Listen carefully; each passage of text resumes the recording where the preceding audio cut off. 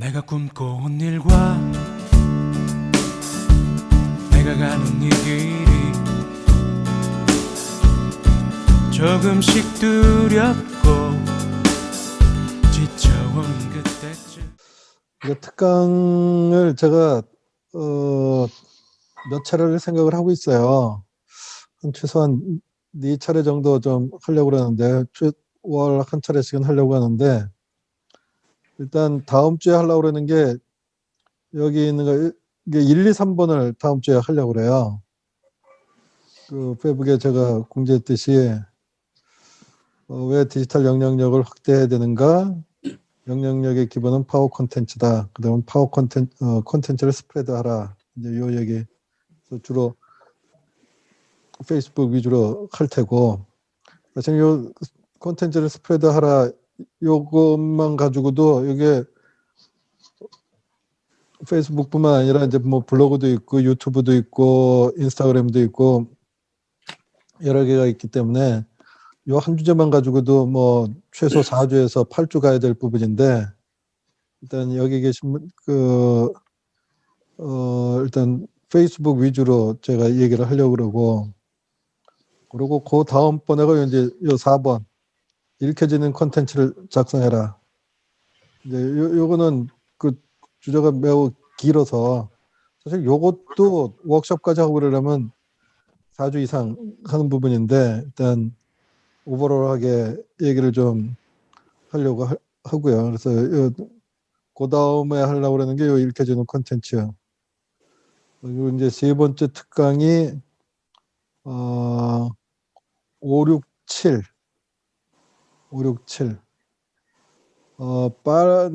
좀 저기 하면 9번까지 그렇게 이제 그 다음에 하려고 그러고, 나머지가 이제 플랫폼을 구축하라 이제 이쪽으로 하려고 그러는데 최소 4번, 요 5, 6, 7이 5, 6, 7, 8, 9가 많아지면은 한 번 나눠주면 이제 한 5번 정도. 제가 지금 요 읽혀지는 콘텐츠를 작성하라 부분까지는 원고를 다 만들어 놨어요. 지금 장표가 한 65장 정도 되는데, 나머지들 거 이제 계속 만들어 나갈 거고, 요게 뭐냐면은 요 사실은 요 1번서부터 13번까지가 사실은 내가 여러분들에게 특강을 오는 사람들이 아니라 여러분들하고 같이 공동 프로젝트를 하고 싶은 거예요. 뭐냐면은 우리가 비즈니스를 하든 목회를 하든 사람들을 오게 해야 되잖아요. 사람들을 오게 해야 되는데, 지금 이 코로나 때문에 이제 언택 시대가 됐고, 또 코로나 이전에라도 이제 4차 산업혁명 이것들로 인해서 지금 이제 디지털화된 그 일들이 많이 벌어지고 있죠. 그래서 제가 정해진 미래 신인류의 등장 이 부분 쪽에서도 계속 강조했던 부분들이 디지털 영향력이, 다시 얘기해서 초지능 초연결의 영향력이 우리 상상 이상이다. 그거에 대한 준비를 해라라는 얘기를 했는데, 그러면 어떻게 준비를 해야 되겠느냐? 그거를 제가 이제 풀어낸 거예요. 이게 다른 방법도 있을 수 있겠지만, 그럼 그걸 풀어내서 어떻게 우리 비즈니스 또는 우리 목회, 우리 사역 가운데 어떻게 할 수 있겠느냐? 그 이제 첫 번째 얘기를 하는 거예요. 이게 이제 디테일하게 하려고 그러면 요거를 뭐 최소 24주 과정, 뭐 더 하려면은 뭐 워크숍까지 하려고 그러면 뭐 1년 과정 가야 되는 부분인데, 첫 번째 쪽으로 여러분들은 지난번에 정해진 미래 신인류의 등장이라는 걸 이제 들어서 좀 아시는 부분인데, 왜 디지털 영향력을 확대해야 되는가 부분을 이제 다시 한번 얘기를 하고, 그 디지털 영향력을 나타내는 거에 기본은 콘텐츠다. 그 기본 콘텐츠 하나를 가지고 글로 써서 올리면은 페이스북이 되는 거고, 그걸 동영상으로 찍어서 보내면은 유튜브가 되는 거고, 그걸 사진으로 찍어서 하면은 인스타가 되는 거고, 그거를 글과 사진을 잘 조합해서 하면은 블로그가 되는 거라고요. 진짜로. 그러니까 뭐 하나를 잘하는 사람은 나머지를 하기가 쉬운 거예요. 그러니까 그 기본은 파워 콘텐츠라는 얘기를 지금 하는 거고, 그 파워 콘텐츠를 우리가 돈 내고 쓰지 않는, 제가 계속 로마 시대의 도로라는 표현을 쓰면서 지금 4차 산업혁명이라는 도로를 깔아놨다고 했는데, 그 도로가 뭐냐면은 유튜브라는 도로, 페이스북이라는 도로, 블로그라는 도로, 인스타그램이라는 도로, 이런 도로들이 지금 수없이 있다고요. 거기다가 우리는 태우면 되는 거예요. 돈도 안 들이고 그러면 지네들이 다 태워줘. 그거에 이제 맛배기로 페이스북에 어떻게 스프레드 시키는지를 말씀을 드릴 거고, 하나하나로 하려면 이제 아까 말씀드린 대로 각 주제별로 저기 할 테고. 그런데 읽혀지는 콘텐츠라는 게 어떻게 작성을 해야 되는지들을 잘 모르고 무엇을 어떻게 어떤 구조로 작성을 해야 되는지들을 잘 모르시더라.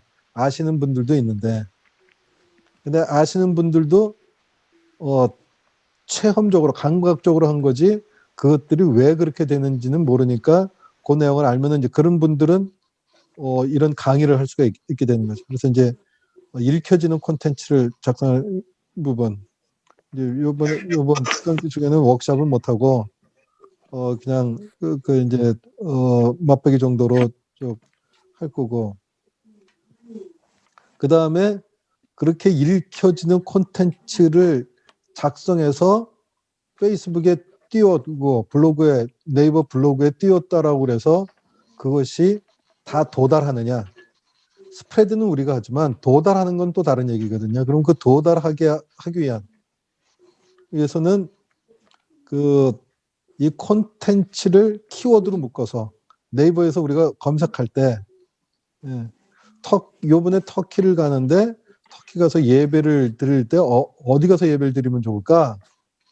그래서 네이버를 검색할 때 그 검색이 예를 들면 최선희 선교사님한테 그 검색이 그렇게 가도록 만들어지는 게 이제 이 키워드로 승부하라는 얘기인 거거든요. 그럼 이제 이 콘텐츠를 스프레드하는 건 우리가 푸시해서 내보내는 거고, 그 사람들이 키워드를 할 때 끌어당기는 거, 이게 풀인데, 그것들은 이제 어떤 키워드로 그런 것들을 해나가야 될까, 이제 라는 부분들을 또, 그 원리들을 좀 아셔야 돼요. 그래서 그 사람들이 오면 끝나는 거냐. 우리도 교회, 뭐, 초신자 또는 뭐 다른 교회에 있다가 이동해 왔든 간에 왔으면 그 사람들로 하여금 교회 정착을 시키든, 비즈니스를 했으면은 우리 가게 한번 왔으면 그 다음에 단골 고객으로 만들고, 그러려면은 그걸 어떻게 해야 되겠느냐. 이 디지털 세상에서 어떻게 정착을 시킬 것이냐, 교회 정착을 시킬 것이냐, 어떻게 비즈니스 하는 사람들에게 저기를 해줄 거냐 하는 거죠. 잠깐만요. 우리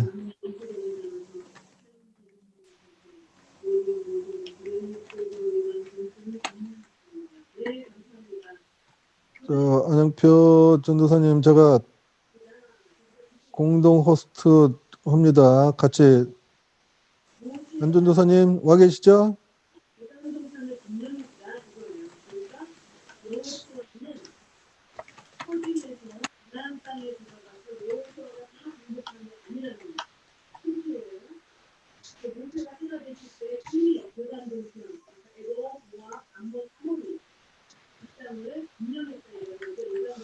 그래서 마치 그렇게 양육하듯이 그거를 어떻게 디지털 공간에서 뭐 줌을 통하든 또는 그 디지털 공간에서 어떻게 양육을 하고 계속된 관계와 신뢰를 구축할 거냐. 이제 이런 부분들을 이제 얘기를 하고, 그거 없이 뭐 디지털 공간에서 어느 땐 디지털로 만났다가 이제서부터는 만나야 되니까 코로나 무릅쓰고 만나 이럴 수 없잖아요. 요즘 젊은 사람들은 코로나가 없더라도 안 만날 거고. 근데 그런 것들을 어떻게 행동을 이끌어낼 것이냐. 이제 이런 부분들. 예. 그렇게 행동을 이끌어내려고 그러면 그 사람들이 와야 되는데, 그 이제 뭐 랜딩 페이지라고 그러는데, 오게 하고, 그리고 정책을 하게 하고, 유대를 관계하고 신뢰를 구축해서 제2, 제3의 행동과 결심을 이끌어내는 그런 과정들은 어떻게 할 것이냐. 이거는 뭐 각각 형태가 다른 부분이기 때문에 이 부분에 대해서는 제가 메스달라지만 얘기를 하고 실질적으로는 이제 각각에 따라서 해야 될 부분인데 요게 이제 소수의 사람들 뭐 10명 내지 20명이 이렇게 그룹이 이루어지면 서로 이제 이렇게 서포트를 해가면서 하는 거죠. 제가 보기에는 늘 말씀드리지만 이 디지털 공간에서 우리가 오프라인에서도 마찬가지지만 교회나 비즈니스나 똑같거든요. 예, 그러니까 우리가 덕스럽지 않아서 이런 표현을 안 하는 거지. 교회를 예를 들자면요. 그 시험들 받지 마세요. 예를 들어서 말씀드리는 거예요. 교회를 어, 카페라고 생각을 하고 성도를 카페 오는 손님이라고 생각하면은 카페 주인은 손님들이 자주 와서 그쪽에서 오랫동안 있으면서 계속 커피를 마셔주고 거기서 다른 친구들 계속 오게 해주는 거거든요. 그러니까 목회나 사역이나 비즈니스나 사실은 저기 똑같다고요. 작동하는 원리는 그거를 목회라는 카테고리를 씌울 거냐 비즈니스는 카테고리를 씌울 거냐 이제 차이 부분이기 때문에 그런 것들이 이해가 되면 그것들을 실질적으로 작동할 수 있는 이제 플랫폼을 이제 만드는 거죠. 이게 플랫폼이 실은 광장이에요, 광장. 그 플랫폼이 여태까지는 사람들이 많이 왔다 갔다 하는 사거리에 있는 어떤 빌딩들이 플랫폼이었다고. 그래서 거기에 뭐 스타벅스도 들어가고 뭐 맥도날드도 들어가고 그랬었잖아요. 그 사람들이 많이 왔다 갔다 하니까. 그리고 대형 교회들은 사람들이 많이 왔다 갔다 할 수 있는 그런 빌딩들을 짓고 사람들을 그쪽으로 유입을 시킨 거죠. 그러니까 이 디지털 쪽에서 어떻게 유입을 시킬 것이냐. 이게 똑같은 컨셉인 거죠. 그래서 이제 플랫폼을 만드는데 그 대기업이라든가 대형 교회는 돈을 들여서 할 수 있어요. 몇 천만 원, 몇 억, 뭐 몇십억 들여서. 근데 이게 작은 교회라든가 조그만 교회라든가 아니면 조그만 비즈니스를 이제 막 시작한 사람들은 그걸 어떻게 플랫폼을 만들 것이냐. 그러니까 이제 그런 작은 플랫폼을 한번 이제 만들어 보게끔 지금 이제 해드리는 거죠. 그래서 그걸 해놓으면은 나중에 뭐 내가 대형교회 목사가 됐다 그러면 똑같은 원리를 돈 들여서 여러 사람들이 나의 컨트롤하는 이 플랫폼은 돈을 안 들이고 하려니까 예를 들면 네이버라는 플랫폼을 이용하니까 네이버가 어떤 자기네들의 방침을 바뀌면은 나도 따라서 방침이 바뀌는데 이 플랫폼을 내가 우리 교회가 만들어 놓으면은 방침을 내가 바꾸지 않는 이상 이 플랫폼 바뀔 리가 없으니까 이제 더 안정적이라는 이제 장점이 있지만 또 다른 단점은 네이버는 아무리 큰 교회보다도 더 유능한 인재들과 사람이 많기 때문에 더 좋은 것들을 만들자. 내가 컨트롤을 할 수 없다라는 문제는 있지만 좋다라는 측면에서는 어느 대형 교회보다도 더 좋죠. 네, 그러니까 그 플랫폼을 어떻게 구축할 수 있게 하는 거냐, 할 거냐. 그래서 각각 그 플랫폼을 이제 구축해 보자. 그래서 이제 교회는 건물이 아니라는 얘기가 이미 우리가 많이 나왔지만 이 디지털 시대에는 이제 더 이상 그냥 건물이 아니고 플랫폼을 구축을 해야 되는 거예요. 그러니까 여러분들 지금 이 클래스에 온 게, 이 세미나에 온 게, 여러분들 이 세미나만 보고 오셨겠지만 저는 지금 여기까지 보고 온 거예요. 이게 11번. 11번까지 같이 가실 수 있는 분들이 있을까? 이제 젊은 사람들에서부터 각 연령층별로, 각 영역별로 이렇게 되면은 영향력이 있어지겠다. 그리고 그것들이 연결이 된다면 이제 그런 생각을 한 거죠. 그러니까 제가 뭐 남들한테는 이런 얘기를 안 해요. 지금 이 제 구상을 지금 오늘 처음 말씀을 드리는 거예요. 이 자리에서. 예. 제 공동체 저기 목사님들에게도 만날 시간이 보고할 시간이 없어서 아직 보고를 못한 아주 따끈따끈한 얘기를 이제 여러분들한테 드리는 건데 그 전체의 맛보기를 사람들에게 좀 많은 사람들에게 맛보기는 좀 시켜야 되겠다. 그래서 그 중에 같이 할 수 있는 사람들이 온다면은 좀 더 공고한 관계로 그 해나갔으면 좋겠다라는 게 이제 그 이제 제 생각인 거고요. 그 첫 번째로 1, 2, 3을 다음 주 화요일 날 한다는 거예요. 예. 요 1, 2, 3 얘기라는 게 뭐 한 1시간 반 얘기한다고 될 부분이 아니고 각각이 최소 4주에서 8주 정도 걸리는 부분이다라는 것들을 이제 이해를 해주시면 될 것 같아요. 그래서 다음 주에는 여러분들은 옵셔널이 아니라 맨데토리예요. 그 제가 링크 걸어둔 단톡방에 다 들어오시고 그 단톡방 위에 있는 공지사항에 있는 그 저기 그 내용들 여러분들 성함하고 그런 걸 다시 이제 필업을 시켜 주셔야 돼요. 그다음에 그렇게 그 저기 뭐야 단톡방에다가 여러분들은 그 저기 노쇼 비용 안 내셔도 됩니다 그러는데 저 우리 김광석 목사님 그 송금을 하셨더라고 10,000원을. 고마워요. 반환 안 할게요. 예, 뭐 내가 은재 목사님이 주시는 돈 받아보겠어. 예. 10,000원 입금하실 필요 없으니까 저기 오늘 그 수업 끝나거나 아니면은 그 내일 중으로 단톡방에 다 들어오시고 그 저기 그 등록하는 데다가 다 등록을 해놔 주세요. 그렇게 미리 좀 맛배기로 들어놔야지 여러분들 나중에 이제 이 전체적으로 거를 같이 합시다 하실 때 제가 그 설명드리기가 좀 쉽잖아요. 또 그냥 생짜배기로 처음부터 다 저기 하고 그리고 저 여러분들 그 8주 끝나면 제가 그 저기 수료증 드릴 건데 그 저기 뭐야 내일 그 참석 아니 다음 주 거 참석 안 하시면 수료증 안 드릴 거예요. 제 수료증이 무슨 의미가 있는지는 저도 모르겠지만 수료증은 없는 것보다 있는 게 나아요. 그러니까 일단 그렇게 하시고 이 여러분들한테 차츰 시간이 되면 제 구상들을 전부 다 이렇게 좀 더 자세하게 말씀을 드리고 진행을 해 나갔으면 좋을 것 같아요. 이 시대에 자꾸 이렇게 저한테 주신 소명 같아요. 이런 일들을 하는 사람들이 분명히 또 어딘가 있을 거예요. 하나님의 소명을 받아서. 무슨 일을 하든 바알에게 무릎 꿇지 않는 자 7,000명은 항상 있는 거니까. 근데 한 사람 아니고 7,000명 하는 게 혼자 다 감당을 못하니까 7,000명을 했을 거 아니에요.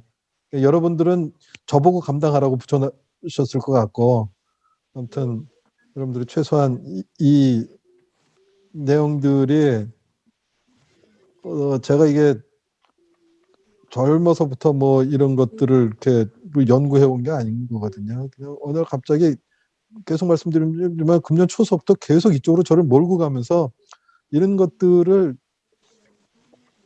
그 새벽에 기도하려고 무릎 꿇고 앉아 있으면은 이 플랜을 계속 이렇게 보여주시는 거예요. 그 다음에 거기에 뭐가 들어가야 된다, 뭐가 들어야 되는 게 이게 자꾸만 그 완성도를 높여가시는 거죠. 그리고 오늘 현재 제가 이제 완성해 놓은 게 이 플랫폼까지 구축되는 거구나 이게 사실 오늘 현재가 아니고 이게 지난 화요일 정도 제가 이제 지난 우리 세미나 화요일 그 당시서부터 이제 확신이 들어서 제가 특강을 하겠습니다라고 말씀을 드린 거고 그러면서 이제 이 콘텐츠를 작성해 나가기 시작한 건데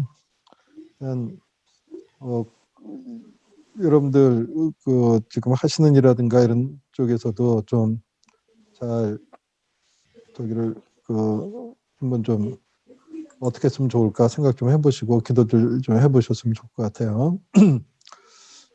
이제 오늘 걸로 들어가도록 하겠습니다.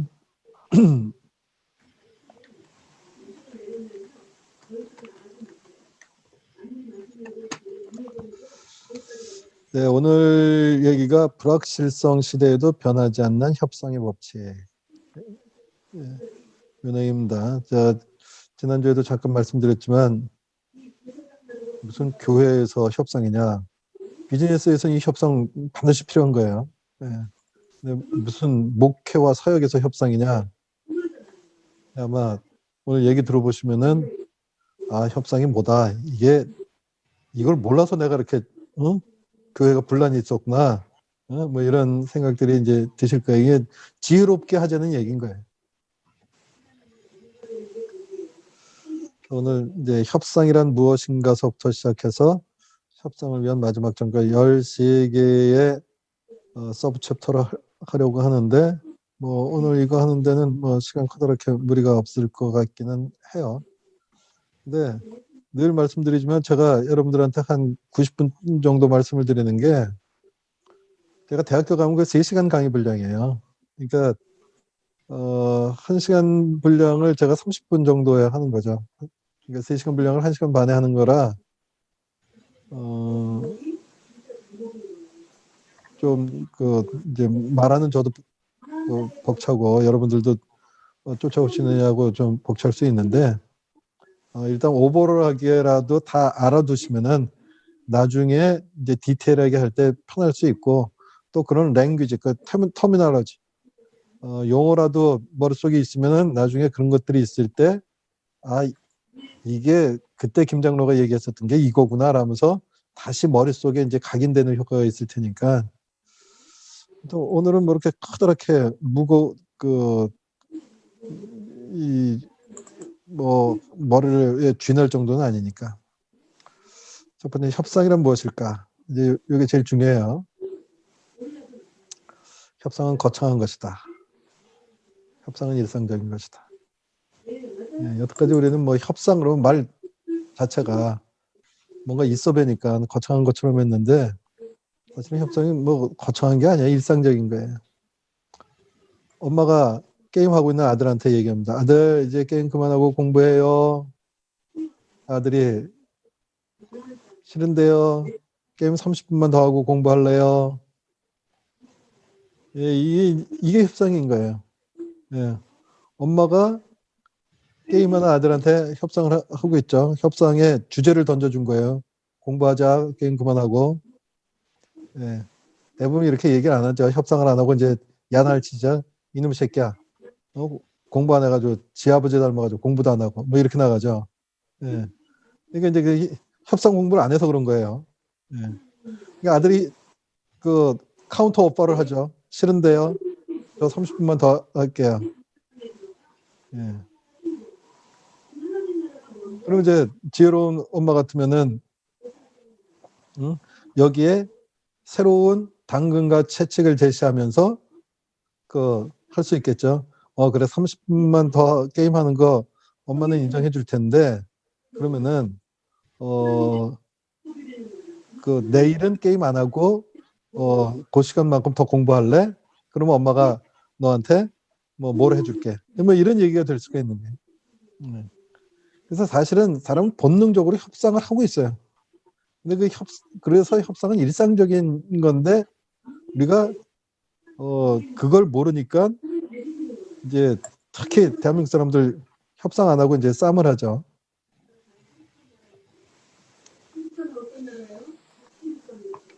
가장 우리가 협상을 많이 하는 게 누구랑 많이 하냐면 가장 많이 만난 사람하고 협상을 해요. 그러니까 제일 많이 하는 게 가족이고 두 번째 자기 주변에 있는 사람들이에요. 회사 다니는 사람들은 자기 직원들하고 협상 많이 하고 교회 계신 분은 목사님들은 성도들 교역자들하고 제일 협상을 많이 해요.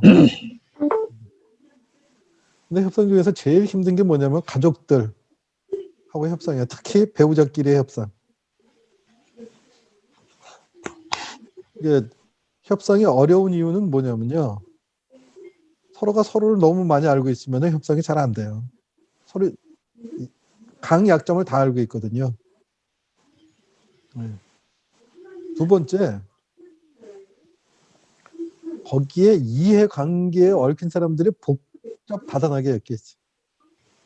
그러니까 엄마 아빠가 협상을 하다가 안 돼서 싸우면은 애들이 복잡하게 얽혀요. 그다음에 시댁 부모님과 처가 부모님들의 복잡 관계가 복잡하다 보니까 단일한 어떤 협상 솔루션을 복잡하기 어렵죠. 거기다가 잘 알다 보니까 특히 한국 사람들, 저 마찬가지지만 그냥 쉽게 감정이 개입이 되는 거예요. 그러니까 감정에서 제일 중요한 게 적인 거죠. 제일 힘든 거죠. 감정이 개입되면 이제 더 이상 뭘 아무것도 할 수가 없는 거죠. 그 다음에 가족들 같은 경우에는 더 힘든 게 뭐냐면 과거의 감정 그리고 과거의 경험이 현재 협상 테이블에 딱 올려지는 거예요. 그러니까 지금거리 협상해야 되는데 갑자기 과거에 지금 협상을 하고 있는데 여보 이거 하자 저거 하자 그러고 있는데 감정이 고조되니까 당신 그 재작년에 이때 한 거 그러니까 이제 협상이 안 되는 거죠. 그러니까 우리는 그게 협상이 아니라고 생각하고 있는데 그것도 협상이었었고 그 어려운 협상의 이유는 바로 이런 것들 때문에 그런 거예요. 교회 내에서도 마찬가지예요. 목사님들하고 장로님들하고 하는 게 다 이거예요, 이게. 서로 잘 알고 있고 이해관계인이 복잡하고 또 서로 장로님은 목사님 입장에서는 장로님은 나를 이해해 줄 거라고 생각하고 장로님은 목사님한테 목사님은 나를 이해해 줄 거라고 생각하는 근데 그거 못하면 이제 감정이 개입되죠.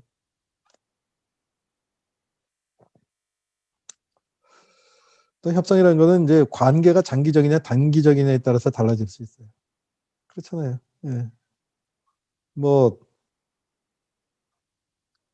6개월 있다가 해외로 떠나서 다시 안 볼 사람하고의 협상이냐, 앞으로 계속 봐야 될 관계냐, 이거에 따라서 달라지고. 아까도 말씀드렸지만 배우자의 협상 중에 가장 어려운 것 중에 하나가 플랜 B가 없다는 거예요. 다른 대안이 없다는 거죠. 다른 대안은 헤어지는 것밖에 없는 거거든요. 근데 그 택하기 매우 어려운 대안인 거거든요. 나중에 이제 이 대안이라는 얘기도 제가 말씀을 드릴 텐데 이 플랜 B 대안이 없으니까 아주 협상이 힘들어지는 거예요. 이 대안이 있으면 협상이 쉬워지거든요.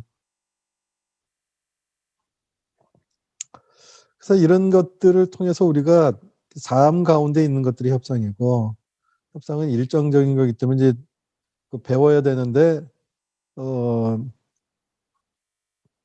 그걸 배워서 협상을 하면 어떡합니까? 눈빛만 보고 알아서 해야죠라는 이제 얘기들을 하는 거죠. 어떻게 이제 특히 이제 교회에서는 기도하면 되죠. 이렇게 얘기를 하니까 이제 힘들어지는 거예요. 기도하면 됩니다. 제가 안 된다는 얘기 아니에요. 근데 협상을 알고 협상이 뭔지 알고 기도하면은 기도 응답이 쉽게 옵니다. 그리고 하나님께서 많은 경우 기도 응답 안 하실 때 너 협상론 좀 배워라. 하나님 우리 저 말 안 듣는 저 장로 좀 내보내 주세요. 그럴 때 하나님께서 묵문부답인 것 중에 하나는 너 협상론 좀 배워라 이렇게 얘기하실지도 몰라요.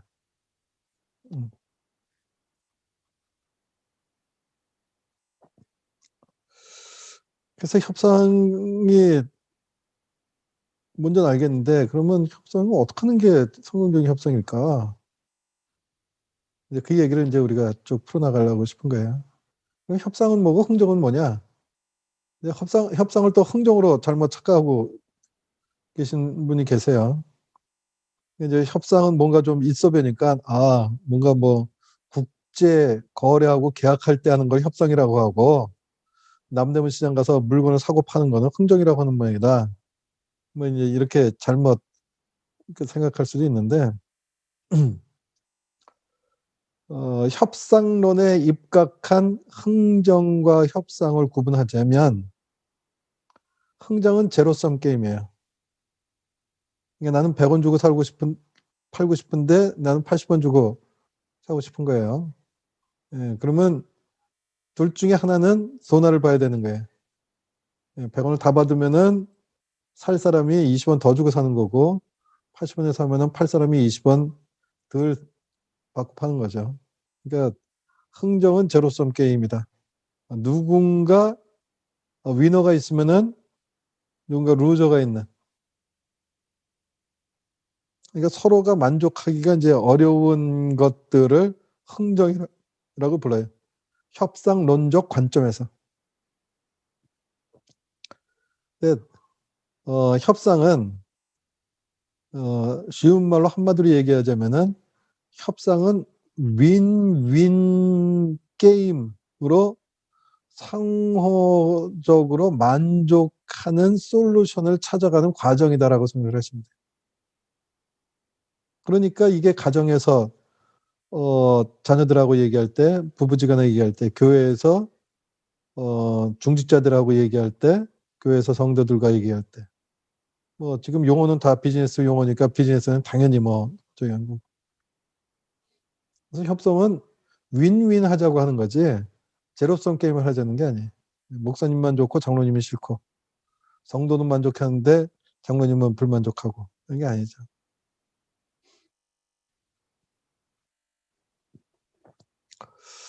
그러면 이제 성공적인 협상이란 무엇이냐?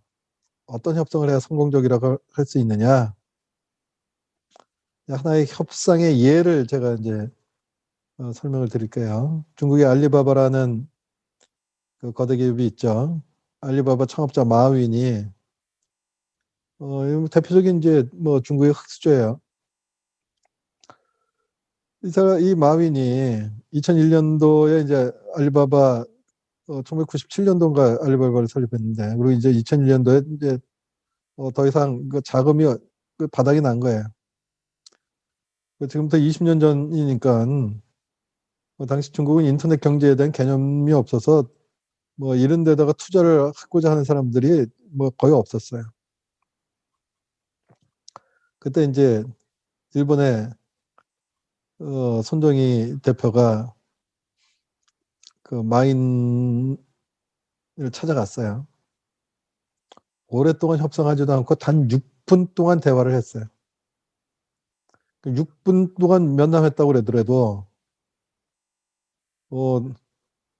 손정희가 중국말을 잘하는 것도 아니고 마윈이 일본어를 잘하는 것도 아니기 때문에 통역을 썼을 테고 그렇다면 6분 동안에 통역 빼놓으면 기껏해야 3분 얘기했을 거예요.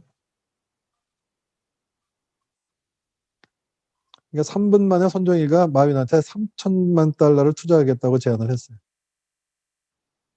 나중에도 얘기하겠지만 어떻게 3분 만에 뭐 암만 양보를 해서 6분 만에 3천만 달러를 투자하겠다고 결정을 할 수 있겠어요. 그러니까 그만큼 준비가 철저했다는 얘기인 거죠. 6분간에 자기가 준비한 거를 테스트를 한 것뿐이죠. 그래서 그 테스트에 통과됐기 때문에 손정희는 3천만 달러를 투자하겠다는. 뭐 지금도 3천만 달러면 큰 돈입니다. 20년 전에 3천만 달러는 훨씬 더 큰 금이죠. 그러면은 뭐 얼마나 좋았겠어요. 근데 마윈이 그 제안을 단번에 거절을 해요. 뭐라고 얘기를 하냐면은 난 돈은 필요한데 그만큼 돈 필요하지 않아. 2천만 달러면은 충분해. 라고 얘기를 해요. 그 손정희가 놀라는 거죠. 자기가 3천만 달러를 탁 주면은 감격을 해서 준비하고 간 사람이기 때문에 2천만 달러만 투자를 해도 되고 아니면은 1,000만 달러 아니면 1,500만 달러를 투자한다고 했을 때도 마인이 받을 수 있는 거라는 거를 안 손정이죠. 근데 3천만 달러라고 했을 때 마윈이 탁 받아들일 것인가 아닌가 손정희가 테스트한 건지 아닌 건지는 그 확인이 안 돼요. 아무튼 마윈이 3천만 달러 다 필요 없다. 지금 우리 기업에 처한 상황인가 내가 생각하는 그 발전 계획 따지면 2천만 달러면 충분하죠. 그리고 두 사람에게 깊은 신뢰관계가 이제 되는 거예요. 마윈은 어려울 때 자기를 도와줬으니까 그 3천만 달러씩이나 주겠다라고 자기가 생각한 것보다 더 큰 돈을 주겠다고 했으니까 그 고마운 거고, 손정희는 다른 사람들 같으면은 그 3천만 달러를 받거나 아니면 더 달라고 했을 텐데 그거를 정직하게 얘기한 부분에 대한 상호 신뢰관계가 형성이 된 거죠. 그리고 2004년도에 마윈이 또다시 자금 여력이 없어졌을 때 6천만 달러를 추가적으로 투자를 해요. 그리고 2014년 9월 알리바바가 미국 뉴욕 증권가에 상장이 되니까 그때 상장 가치가 174조 원이었는데 손정희 지분 가격만 60조 원이에요. 그래서 이때 모든 언론이, 미국에 있는 언론, 우리나라에도 일부 보도에 나왔는데 알리바바 상장에서 최대 수혜자는 마윈이 아니라 손정희였다. 사실 손정희가 이때 번 돈 가지고 계속 큰 소리 치고 있는 거예요, 지금. 그러니까 단 6분의 협상에서 마윈과 손정희는 서로 윈윈 결과와 함께 신뢰라는 추가적 성과를 거둔 거예요. 그러니까 마윈은 손정희라는 인물을 만나서 알리바바를 성공적으로 정착시켰을 뿐만 아니라 세계가 주목하는 인터넷 기업인이 됐고, 영향력 있는 기업인이 됐고, 손정희는 8천만 달러를 투자해서 60조, 750배의 수익을 거둔 거죠.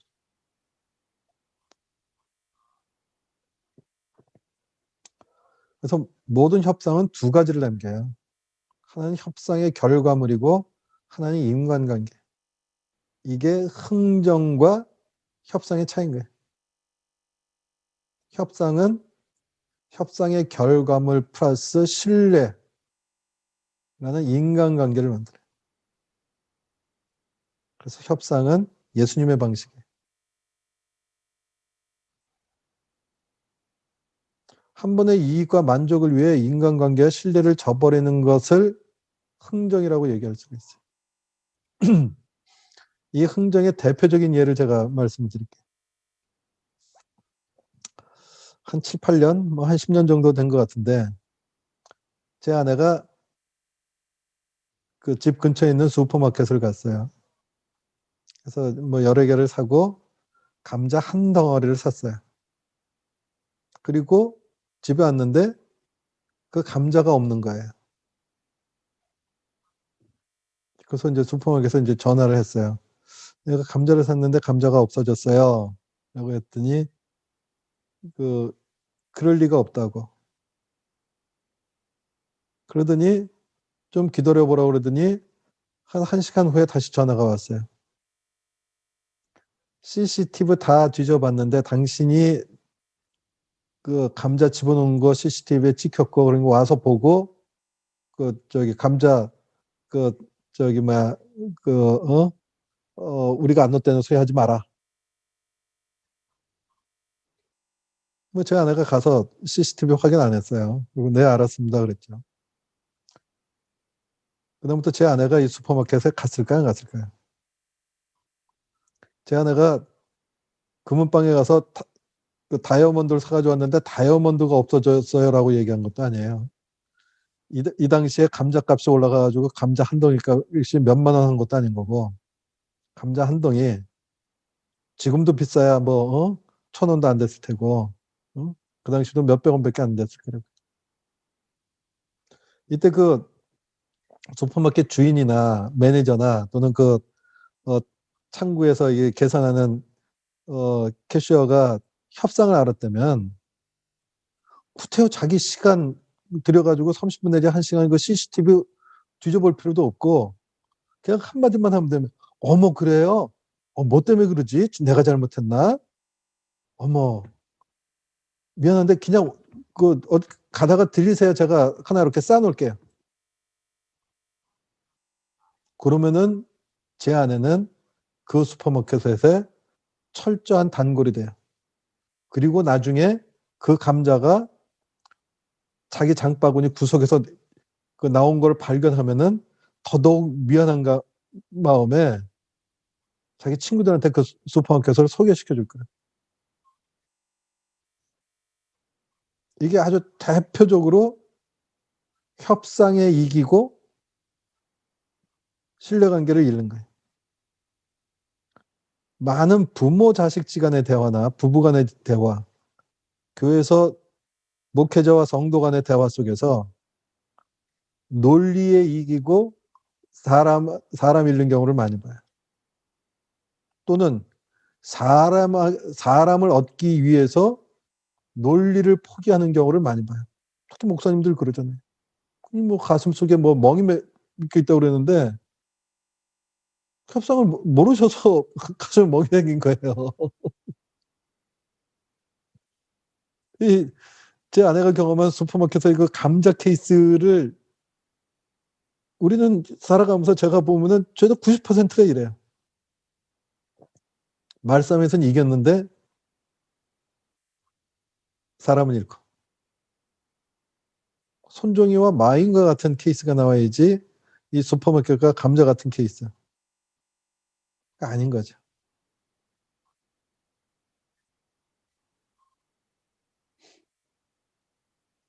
이게 협상이라는 뭐냐면은 내가 원하는 것을 어떻게 얻을까의 문제지, 협상은 상대가 있으니까.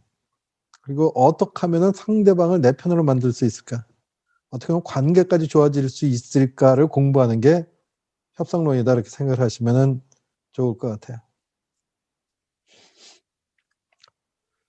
그다음에 협상의 시작. 그럼 협상은 어떻게 시작할 것이냐. 협상의 시작은 목표 설정서부터 있어요. 이게 대부분 이 목표를 설정을 안 하고 하기 때문에 협상이 안 돼요. 그다음에 협상에 끝이 없어요. 끝이 없다 보니까 다람쥐 쳇바퀴 돌아요. 대화하면은, 예? 목사님과 장로님들 목표 방향에 대해서 저기 하는데 목표 설정이 없으니까 한 얘기 또 하고 한 얘기도 하고 3시간 5시간 하고 나서 점심 먹고 하고, 근데 결론 없죠. 목표를 정해야 돼. 목표를 정해야 되는데 목표는 가급적 수치화시키는 게 좋아요. 그러니까 어느 지점까지 양보할 수 있고 어느 지점부터 성사시킬 수 있는 분명한 수치적 목표, 어떤 개념적 목표가 분명히 있으면 좋아요. 마인과 손정희 같은 경우를 보자면은 손정희가 3천만 달러를 투자하고 지분을 30%를 달라고 했다면 마인의 입장에서는 2천만 달러 투자받고 15%가 나의 목표다. 손정희는 3천만 달러를 투자하고 30%가 나의 목표다. 이런 상호적인 목표가 딱 있어야 돼. 그래야 싸움이 안 나요. 애시당초 목표가 근접할 수 없는 목표라면은 일단 결렬을 선언하고 다시 냉정을 찾는 게 좋아요. 그러면 다시 목표를 설정하고, 그래서 서로 근접한 목표 설정이 있을 때까지 안 만나는 게 내가 얻을 수 있는 거를 못 얻는 불편은 있을지 몰라도 사람을 잃는, 신뢰를 잃는 더 손해보는 짓을 안 할 수 있다는 거죠. 그러니까 협상 성사 지점과 협상 결렬 지점 요 사이가 판단 유보 지점이 되는 거예요. 이 바깥에 있으면은 아예 얘기가 안 되는 거고. 근데 대부분은 요 안에 있는데 목표가 없으니까 여기 와서도 더 가려고 그러고 여기 와서도 더 하려고 그러고, 그러니까 끝이 없는 거예요. 이 목표를 수치화하고, 사실은 이제 뭐 많은 경우에 이게 이제 비즈니스 협상이니까 이제 수치라고 얘기를 했는데 우리의 삶의 협상 가운데는 수치화되지 않는 부분들이 있는데, 그럼에도 불구하고 한 가지 원칙, 제가 그 주로 사용하는 법칙인데 다 잃어도 좋다. 사람만 잃지 말자. 근데 사람 잃지 않기 위해서 내가 그 저기 다 잃어도 좋은데 내 마음마저 잃는 것들은 다 잃는 것 중에 내 마음을 잃는 것은 포함시키면 안 되는 거죠.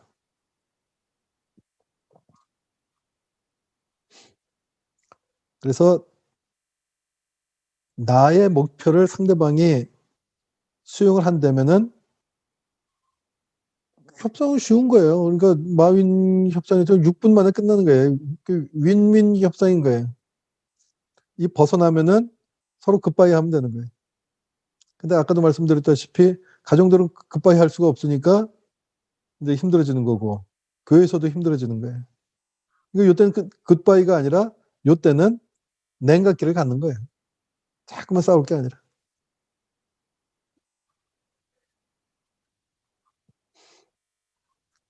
근데 요 사이에 있을 때, 요 사이에 있을 때가 그 이제 그 많은 경우 이 뭐 겉에 바깥에 있으면 이제 요 사이에 있을 때가 제일 중요한데 요 부분에 그냥 가만히 있으면은 요 안에서 그냥 뱅글뱅글 돌다가 아무 결론 없이 끝나요.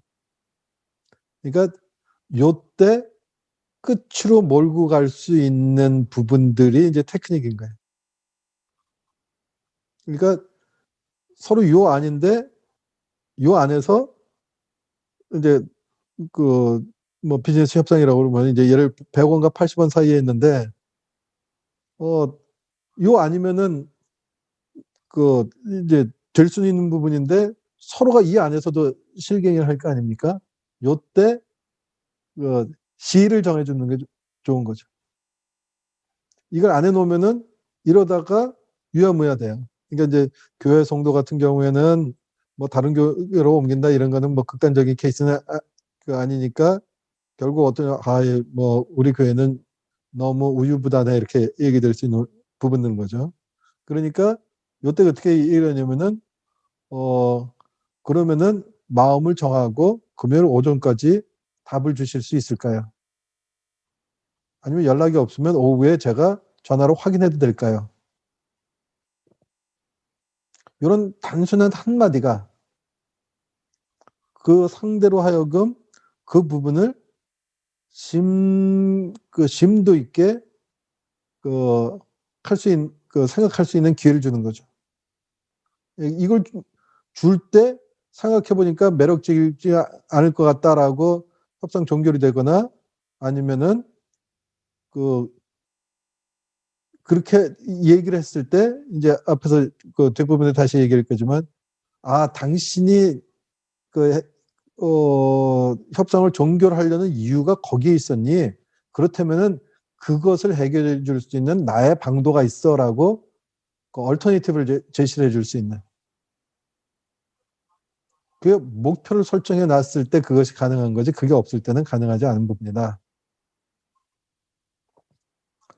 그래서 항상 협상을 시작하기 전에는 당회를 시작하기 전에 또 비즈니스 어떤 저기를 하기 전에는 목표라는 것들을 미리 설정을 해놓은 것들이만 가지고 있더라도 싸움이 안 되고 감정 개입되는 것들을 반 이하로 뭐 제 경험으로 뭐 7, 80% 이상으로 뭐 줄일 수 있는 부분이겠다. 그다음에 항상 문서의 힘을 사용해라. 그래서 결정이 안 나서 그러면 좀 더 생각해 봅시다 했을 때 카톡으로 문자를 보내든지 해가지고 언제까지 의견들을 정리해서 제시해 주시기 바랍니다라는 그 문자의 힘을 사용하는 게 좋다. 왜냐하면은 본인 그 인지 부조화로 요 얘기는 하지 마시죠. 요거 하면 시간이 오래 걸리니까.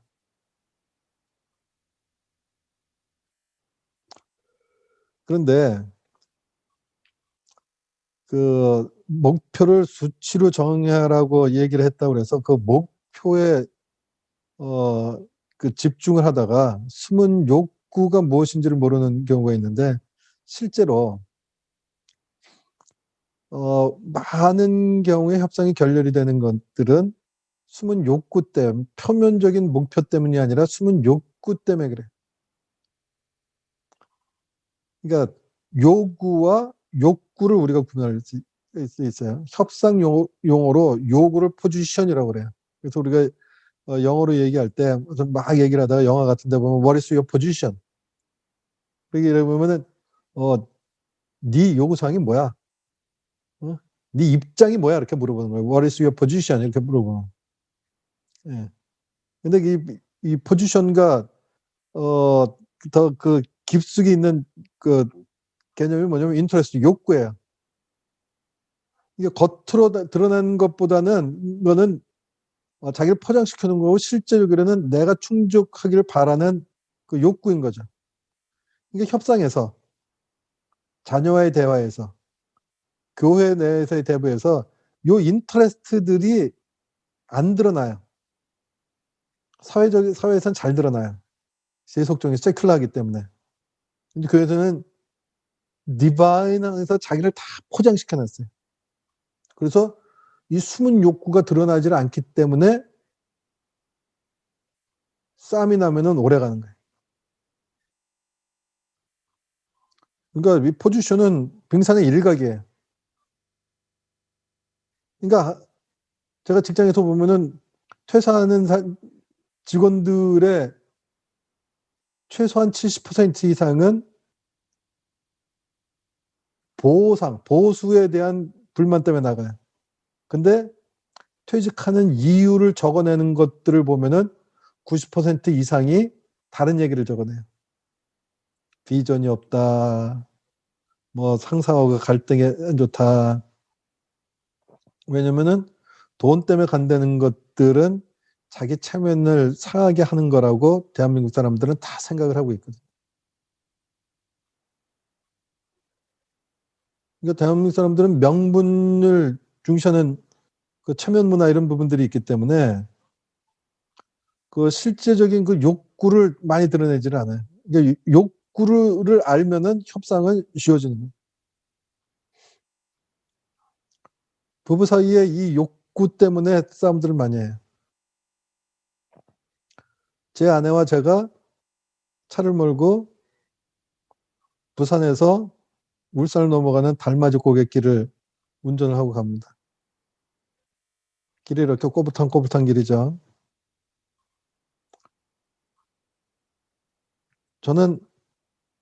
저의 목표는 뭐냐면은 안전하게 아내를 목표된 위치까지 데려다 주는 게 목표예요.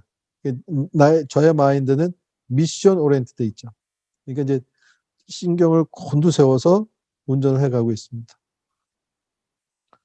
아내는 운전 안 하니까 오른쪽에 바다도 보고 왼쪽에 이렇게 보는데 예쁜 집에 카페가 있는 거예요. 근데 아내가 가면서 이쁜 찻집이 많네 이렇게 한마디 합니다. 그래서 저는 속으로 철딱선이 없는 우리 아내 지금 신경이 곤두서서 이거 운전하고 있는데 그 이쁜 찻집 타령이나 하고 에이 말은 안 하지만 얼굴에 그 철딱선이 없는 아내라는 표정에 이미 새겨졌죠. 그리고 이제 달맞이 고개를 내려와서 평탄한 직진 도로가 옵니다. 하다 보니까 또 찻집이 하나 있어요. 남편은 운전을 하느냐고 달맞이 고개에 있는 이쁜 찻집을 보진 못했지만 뭐 그럴듯한 찻집이 하나 있으니까 여보 아까 차 마시자고 그랬는데 우리 여기서 차 한잔 마실까? 그러니까 아내가 그럽니다. 마시고 싶으면 혼자 마시든지. 아마 이 목사님들 다 젊었을 때 한 번씩 다 경험해 보신 그 레파토리예요. 그럼 이제 남편 입장에서는 황당한 거죠. 아니 아까 차 마시자고 그러더니 지금 마시자고 그러더니 마시고 싶으면 너 혼자 그러네. 이게 뭐냐. 이제 이게 확대되면 부부싸움까지 갑니다. 아내가 이쁜 찻집이 많네는 표면적인 포지션이었고 실질적인 내면적인 욕구는 여보 저기 이쁜 찻집이 있는데 우리 저기 들어가서 차 한잔 마시고 경치 구경도 좀 하고 사진 한 장 찍고 가면 좋지 않을까? 이거예요. 그런데 아내는 포지션을 얘기를 한 거죠. 그리고 듣는 남편도 포지션으로 들었던 거예요. 그러고 나서 포지션만 듣고 그 포지션을 만족시켜 주겠다고 다 내려와서 다른 카페에서 차 마시자고 그러니까 이미 욕구를 충족시키기에 버스가 지나갔는데 거기 지나왔는데 마시고 싶으면 당신 혼자 마시든지 협상이 안 되는 거죠. 그죠? 예. 이거예요. 저는 이런 비슷한 케이스를 제 아내랑 많이 겪었어요. 그러니까 근데 나중에는 제가 여보 커피 마시고 싶으면 커피 마시고 싶다고 좀 얘기를 해. 이렇게 얘기를 하는데 그래도 그렇게 얘기를 안 해요. 왜? 하나님께서 여자라는 그 배필들을 그렇게 만들어 놔가지고 그렇게 얘기를 안 하더라고요. 그러니까 저는 준비가 안 돼 있었던 거예요. 그 인터레스트, 욕구를 판단할. 제가 이런 그 협상론을 배우고 이러면서 이제 아 그런 것들이 있구나라고 알고 나서부터는 아내가 무슨 얘기를 하면은 다시 한번 생각을 해보거나 아니면 아 여보 커피가 마시고 싶어서 그래? 아니면 저기 가서 우리 좀 쉬었다 갈까? 이제 물어보는 거죠. 이게 협상인 거예요. 그러니까 숨은 욕구에 집중을 하라는 거죠.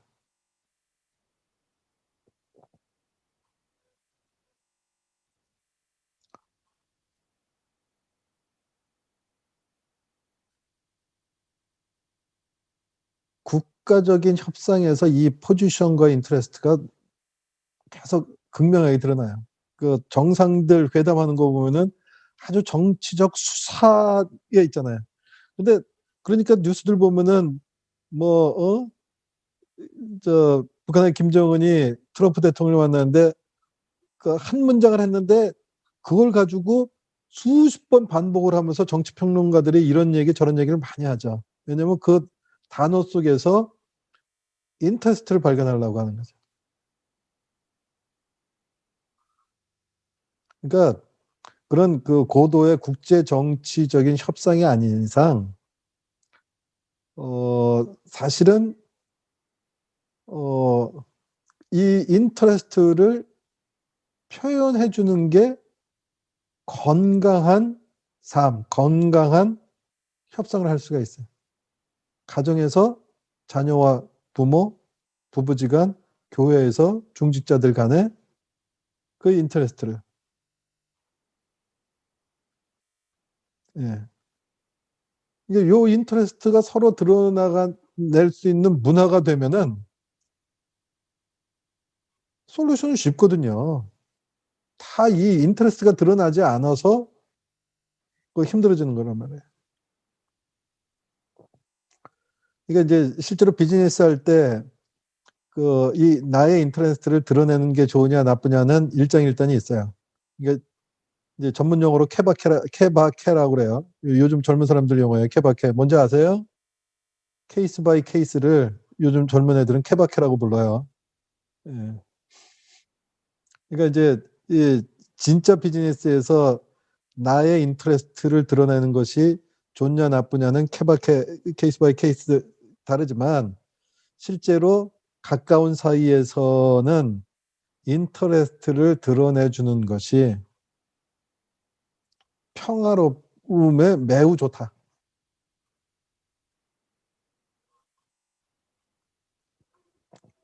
그래서 빠른 협상, 애미커블한, 피스풀한 협상을 하기 위해서 신속히 파악해야 될 두 가지가 그 욕구인데 욕구에 두 가지가 있는 거예요. 하나는 뭐 진짜 원하는 욕구. 또 하나는 핵심적인 염려. 네. 그 염려를 파악해서 김정은의 염려는 뭐예요? 북한 백성이 아니라 자기의 정치적 안위 아니에요. 자기의 생명 아니에요. 그렇죠? 네. 그 안위. 그 핵심적인 염려. 그렇죠? 그러니까 숨은 욕 욕구는 두 가지다. 내가 원하는, 적극적으로 원하는 게 있는가 하면 적극적으로 피하고 싶은 것. 그래서 이 두 가지를 다 그 협상에 이 두 가지가 다 있는 경우도 있고 하나씩만 있는 경우도 있어요. 어느 경우에는 욕구는 없고 염려만 있는 경우도 있어요. 그러니까 네 염려를 내가 해결해 줄게. 내가 그걸 너한테 약속해 줄게. 그렇죠? 그래서 계속 말씀드리지만 나의 염려가 무엇인지를 얘기할 수 있는 문화가 가정 또는 교회 또는 직장에 이 문화가 돼 있다면은 거기는 커다란 경쟁력을 가질 수가 있어요. 욕구와 염려를 표출해낼 수 있는. 또 이거 해낸다고 또 이제 모아놓고 부장님이 직원들 모아놓고 너희들 걱정이 뭐야? 원하는 게 뭐야? 얘기해. 내가 다 들어줄게. 네, 이런다고 욕구가 나오고 염려가 나오면은 세상 편하죠. 그죠? 네. 그래서 그런 훈련과 문화와 훈련이 돼야 됩니다.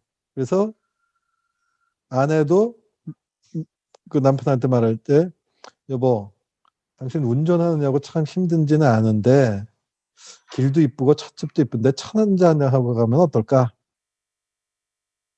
이렇게 말할 수 있는 문화 이게 중요하다.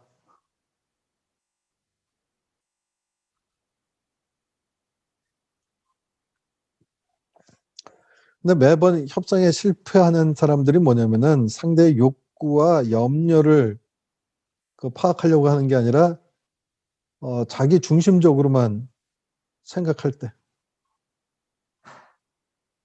네. 그럴 때 모든 협상은 실패를 할 수가 있어요. 근데 이런 협상이 필요할 때도 있어요. 사실은 전쟁도 극단적인 방식의 협상 아닙니까? 그리고 이제 뭐 휴전 협상 같은 거 할 때. 근데 이제 뭐 우리가 그런 것들을 어, 이제 뭐 메뉴에 올릴 일들은 이제 거의 없으니까. 그래서 남들의 욕구와 염려를 파악하는 가장 좋은 방식은 사실은 듣는 거예요. 그래서 협상에 가서 상대방으로 하여금 더 말을 많이 하게 하면은 여러 가지 이점이 있는데 대표적인 두 가지 이점이 있냐면은 이점이 있는데 자기가 말 다 해놓고 얘기가 끝나면은 가가지고 뭐라고 얘기를 하냐면은 말은 자기가 했는데 나한테 말 잘한다고 얘기를 해요. 두 번째, 자기가 말을 많이 했기 때문에 자기 정보를 다 흘려놓고 가요. 그러니까 제가 직장에서 그 후배 직원들 이렇게 면담하고 상담할 때 보면은 경청하는 자세를 듣고 뭐 여러분들 목회 현장에서도 그러시겠지만 들어주잖아요. 그럼 이 친구가 전 진짜 들은 얘기밖에 없어요. 근데 그다음부터 소문이 난 게 뭐냐면은 부장님하고 얘기를 해봐. 부장님은 다 솔루션을 가지고 계셔. 부장님 말씀도 잘하셔. 근데 저 얘기한 것도 하나도 없어요. 그러니까 협상에서도 듣는 것들은 매우 유리하다.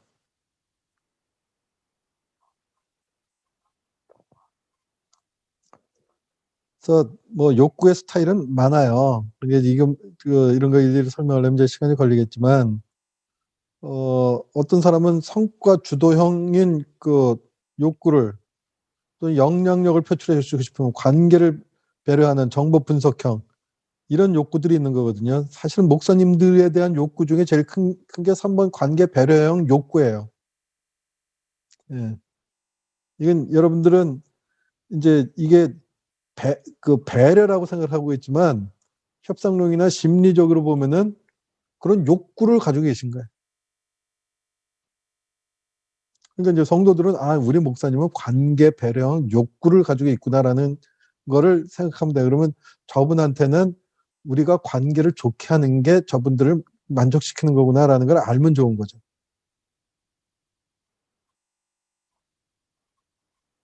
네 번째, 실질적으로 좀 더 이제 구체적인 얘기를 좀 한번 해볼게요. 이제 가격 협상을 때 어떻게 하느냐.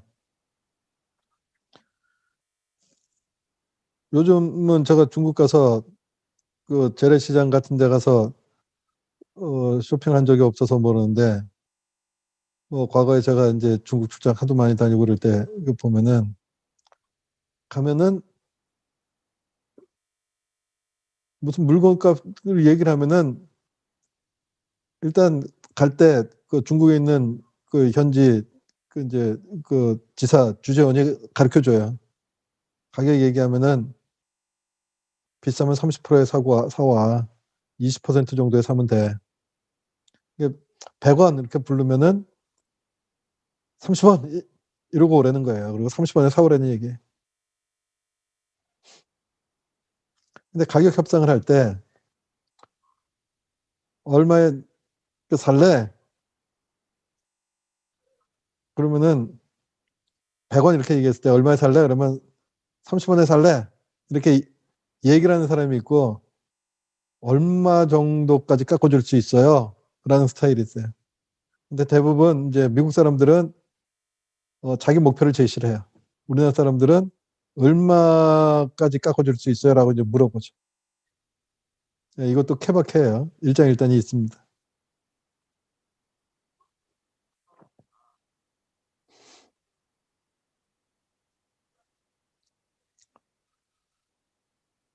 중고시장, 중고차 대표적인 게 정보 비대칭성이 존재하는 그 시장이죠. 네.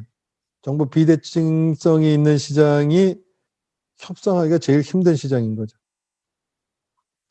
중고차를 파는 셀러 입장에서는 그 자동차의 속속을 다 알고 있죠. 이 자동차가 지난번 여름에 홍수로 인해서 침수된 차인지 사고를 몇 번 낸 차인지 다 알고 있죠. 근데 또 멀쩡히 고쳐놓고 나서 사고 하나도 없다고 얘기를 하는 거죠. 예. 정보 비대칭성 속에서는 온전한 협상이 될 수가 없는 거죠. 제가 중고 자동차 시장에 갔어요. 가기 전에 어떤 자동차를 샀으면 좋겠다라고 이제 생각을 하고 가죠. 인터넷도 뒤져보고. 가서 마음에 드는 이제 자동차가 발견을 했어요. 저는 자동차를 사려고 2,400만 원 준비를 해놨는데 그 가격 그 얼마냐고 물어보니까 2,550만 원이라고 붙어 있는 거예요. 그러니까 저는 2,400만 원 생각하고 있는데 150만 원 깎아주면 안 될까요? 그랬더니 그 중고 판매상 딜러가 네 그렇게 하시죠. 계약서 작성하실까요? 이렇게 하는 순간 어떤 생각이 드냐면은 이건 내가 낚인 거 아닌가? 이거 선뜻 깎아주네. 그럴 줄 알았으면 한 300만 원 깎아달라고 할까. 이게 별 생각이 다 드는 거예요. 그죠? 예. 그러니까 이게 제 아내의 슈퍼마켓 가서 감자 케이스랑 똑같은 케이스예요. 노련한 딜러라면은 어떻게 하냐면요. 2,400만 원이라고요? 이건 제가 그 결정하기 힘든 부분인데요. 제가 들어가서 좀 사장님하고 상의 좀 해보겠습니다. 그리고 갔다 와서 제가 대표님하고 상의를 했더니 대표님께서 150만 원 곤란하고 80만 원 정도까지는 깎아주실 수 있겠다고 합니다. 그런데 제가 제 커미션에서 일부를 빼서 블랙박스를 무상으로 달아드리도록 하겠습니다. 그러면은 저는 아주 만족을 해요. 80만 원 할인받고 블랙박스 포함해도 100만 원.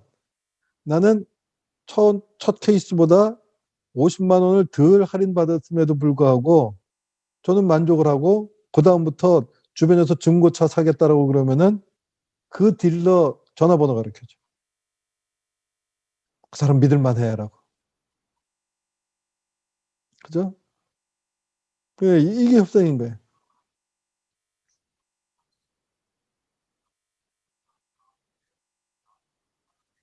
그러니까 어떻게 보면 이게 이제 우리가 얘기하는 이제 지혜로운 거예요. 깎아줄 거 다 깎아주고 바보 소리를 듣는 그 바보 소리가 아니라 사기꾼 같다는 느낌을 받게 하는 사람이 있는가 하면 덜 깎아주고도 신뢰가 있는 사람처럼 보여지는 것. 그렇죠? 예. 그게 협상인 거다 이거죠. 그러니까 여러분들이 어떤 그 상황이 했을 때 이런 케이스들을 머릿속에 가지고 계시면은 그 상황에 맞는 그 케이스로 이끌어 나가실 수가 있을 거다 이거죠.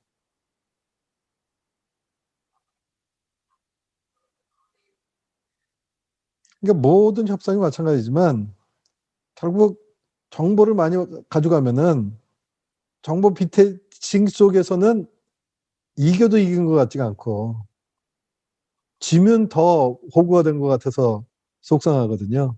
그러니까 정보를 많이 가지고 있는 게 유리하고 어, 그 지혜롭게 대처하는 것들이 매우 그 중요할 부분일 수 있겠다.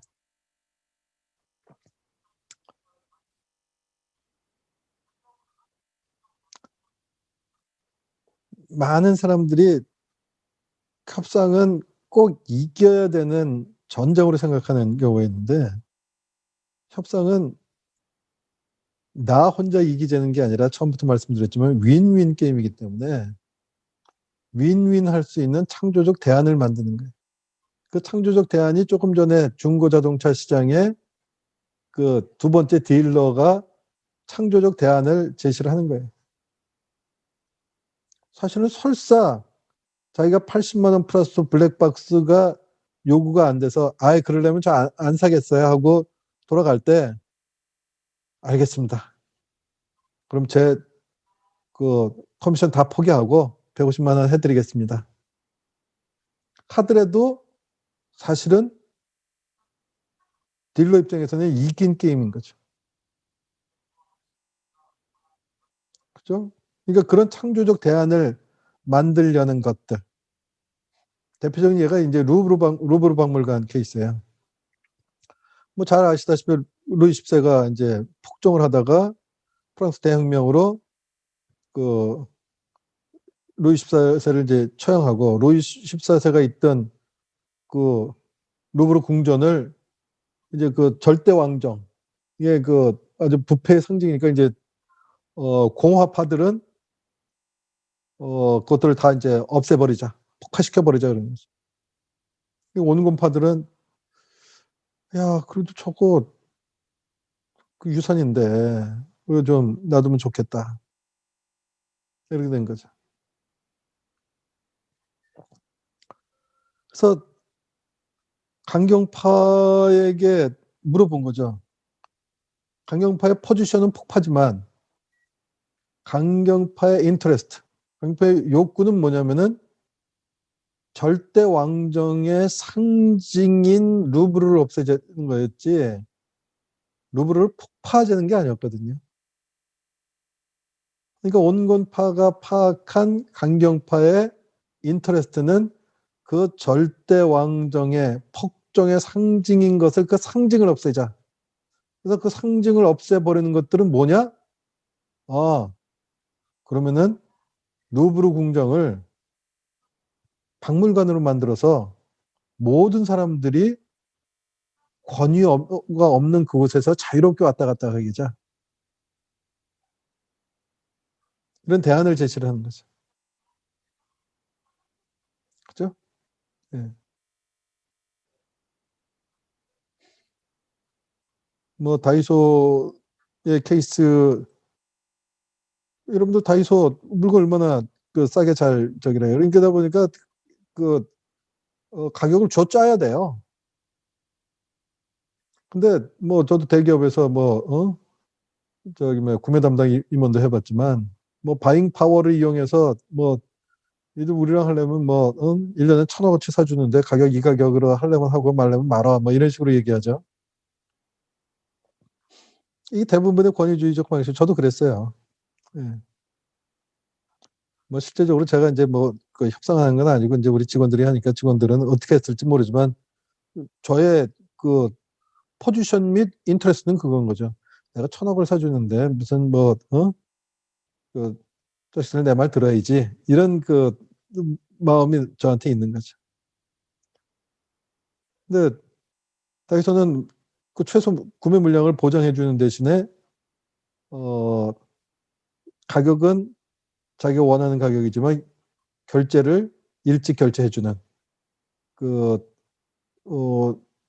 작은 기업들의 자금 결제 수요를 회전이 빠르게 되게. 그러니까 돈을 조금 더 많이 받는 한이 있더라도 그걸 어음으로 받으면 결국 은행 가서 어음 할인을 해야 되기 때문에 어음 할인 심한 경우에는 10%씩 하고 2, 3%씩 뛰니까 가격 2, 3%를 덜 받더라도 현금 받는 게 이제 좋은 거죠. 그런 그 사람들의 그 인트레스트가 뭔가를 파악해야 창조적 대안이 나오는 거죠. 앞에 말씀드린 가격 협정에서도 마찬가지인 거고 창조적 대안의 루브르 박물관에서도 그런 거고 결국 모든 것들의 그 성패는 인터레스트에 달려 있는 거예요. 포지션이 아니라. 근데 많은 경우 우리가 포지션에 휘둘려요. 또 하나 협상에 힘든 것 중에 하나가 아까 가족들의 협상이 안 되고 힘들어지는 게 이제 관계인들이 많아서 그렇거든요. 숨은 관계인들이. 제가 맨날 이 기업에 가서 강의를 할 때 우리 고객이 세 가지 고객이 있다는 걸 파악해라 그러거든요. 여러분들도 비즈니스 얘기지만 일상생활에서 나타나는 부분이니까 기억해 두시는 게 좋을 것 같아요. 첫 번째, 우리 고객은 첫 번째 최종 사용자가 있어요. 근데 많은 경우 최종 사용자만이 우리 고객인 거로 알고 있거든요. 근데 사실은 최종 사용자보다 더 권한이 막강한 구매 결정자가 있어요. 디시전 메이커. 그리고 또 거기에 후원자가 있어요. 예를 들어 설명드릴게요. 미술 학원에 가서 미술을 배우는 최종 사용자는 우리 애들이에요. 근데 어느 미술 학원을 보낼지를 결정하는 사람은 엄마예요. 아빠도 아니고. 근데 그 돈을 지불해 주는 사람은 누구냐면은 아빠일 수도 있고 할아버지일 수도 있고 삼촌일 수도 있어요. 그렇죠? 예. 우리 협상하는데 항상 이 세 케이스가 있다라는 것들을 알아야 돼요. 그러니까 제가 멘토링하고 컨설팅하는 기업들 가보면은 요번에 롯데에 가서 초청받아서 갔는데 너무 우리 물건 좋다고 그걸 사주기로 했습니다. 아주 좋아해요. 그래서 내가 그 사람들은 최종 사용자다. 근데 구매자는 구매 부서에서 한다. 구매 부서에서는 최종 사용자의 편리성, 만족도가 중요한 게 아니라 구매 부서의 평가는 사장은 구매 부서 평가할 때 구매 금액을 얼만큼 절감했느냐를 가지고 평가한다.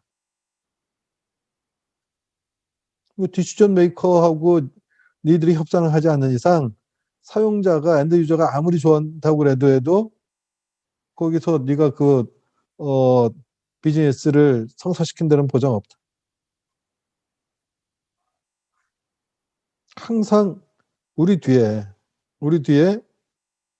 세 가지가 있다라는 것만 알더라도 여러분들이 어떤 일들을 해나갈 때 협상뿐만 아니라 많은 부분에 많은 시사점을 주는 경우가 있어요.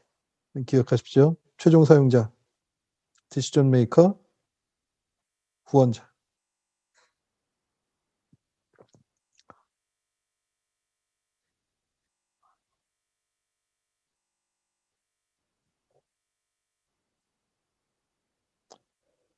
협상이 항상 편안하려고 그러면은 제일 중요한 게 뭐냐면 BATNA라고 하는데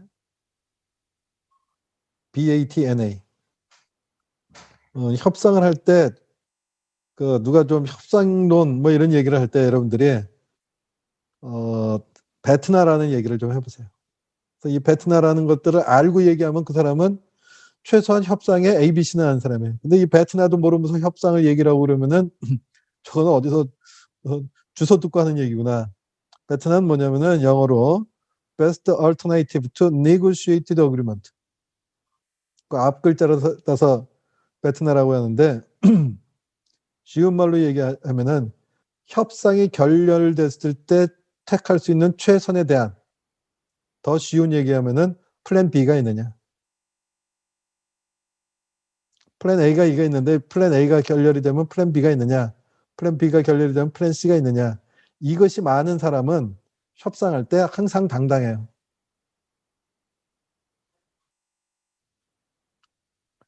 김정은과 트럼프는 플랜 B, C, D가 있어요. 김정은 플랜 B가 없어요. 플랜 B가 있어봤자 기껏 로켓 쏘아 올리는 거예요. 그것도 멀리도 못 쏘고 동해상에다가 견죽만 올리는. 이 베트남의 대표적인 예가 최근에 있었던 일본 불화수소 문제예요. 일본은 대한민국이 베트남 플랜 B가 없을 거라고 생각했어요.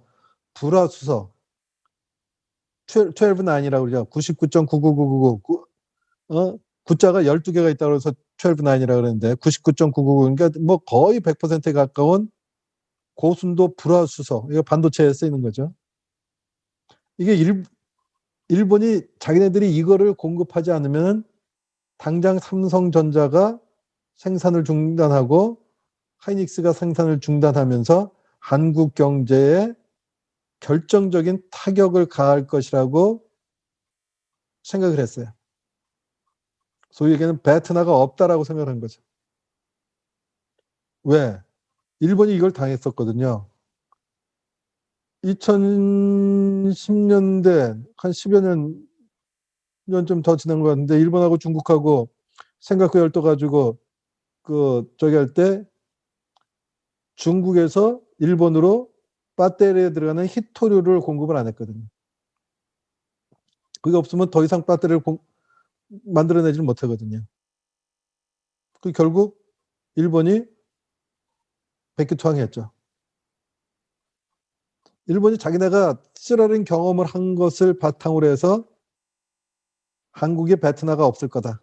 플랜 B가 없을 거라고 생각하고 압박을 했죠. 그런데 한국이 사실은 그렇게 할 때까지만 해도 우리에게 베트나가 없었는데 결국 그 짧은 시간 내에 우리가 베트나를 만들어냈죠. 결국 일본이 외통수에 걸려버린 거죠. 결국 베트나가 있느냐 없느냐가 협상의 아주 중요한 요소를 좌우하는 거예요. 그러니까 대한민국 정부가 지금 뭐 문재인 정부가 아직도 뭐 일본에 대해서 그 역사 문제라든가 이 부분에 대해서 계속 큰 소리 치는 게 하려면 해봐 우리 다 베트나 있어. 그죠? 예.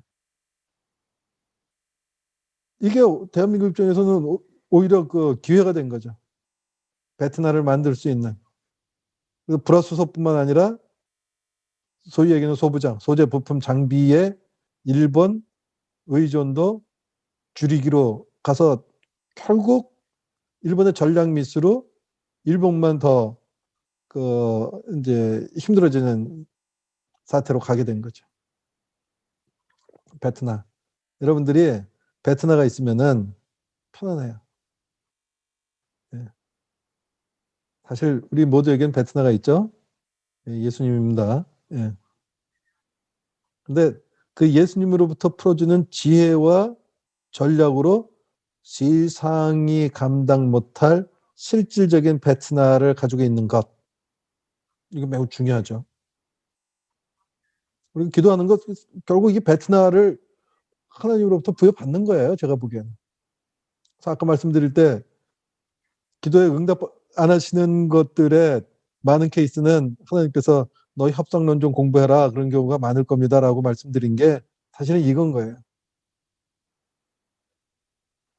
그리고 거꾸로 얘기하면은 상대로 하여금 베트나를 갖지 못하게 하는 것이 협상의 우위점을 또 갖는 거예요. 내가 베트나가 없으면 상대동도 베트나가 없게 만드는 거예요.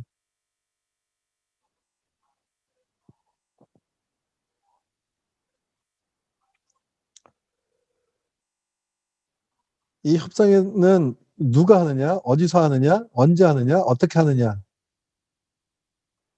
이게 매우 중요해요.